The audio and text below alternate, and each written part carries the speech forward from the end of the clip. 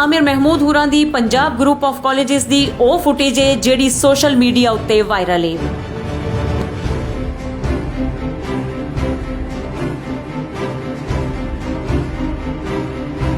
School ਤੇ college ਤਾਂ ਤਰਬੀਅਤ ਗਾਵਾਂ ਨੇ ਜਿੱਥੇ ਬੱਚਿਆਂ ਨੂੰ ਇਲਮੀ ਰੋਸ਼ਨੀ ਵਿੱਚ ਅਮਲੀ ਜ਼ਿੰਦਗੀ ਦੀਆਂ ਰਾਹਾਂ ਦਾ ਪੈਂਡਾ ਕਰਨਾ ਜ਼ਿੰਮੇਦਾਰ ਸ਼ਹਿਰੀ ਦੇ ਤੌਰ ਉੱਤੇ ਸਿਖਾਇਆ ਜਾਂਦਾ ਹੈ।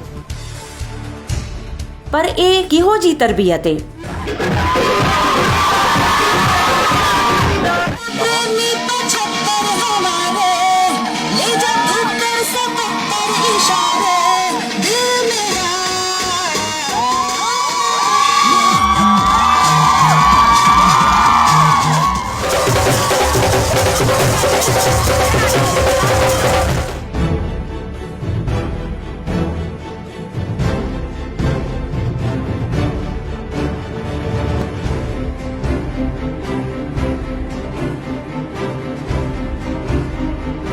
ਇਹ ਕੀ ਸਿਖਾਇਆ ਜਾ ਰਿਹਾ ਹੈ?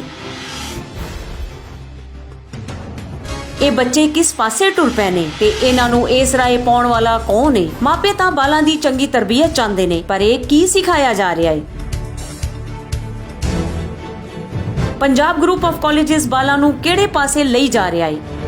ਹੁਣ ਸਾਨੂੰ ਸੋਚਣਾ ਪਏਗਾ। ਇਹ ਬਾਲ ਤਾਂ ਸਾਡਾ ਆਉਣ ਵਾਲਾ ਕੱਲ ਨੇ, ਅਸੀਂ ਇਹਨਾਂ ਦੀ ਬਰਬਾਦੀ ਨਹੀਂ ਚਾਹੁੰਦੇ। ਹੁਣ ਸਾਨੂੰ ਸੋਚਣਾ ਪਏਗਾ।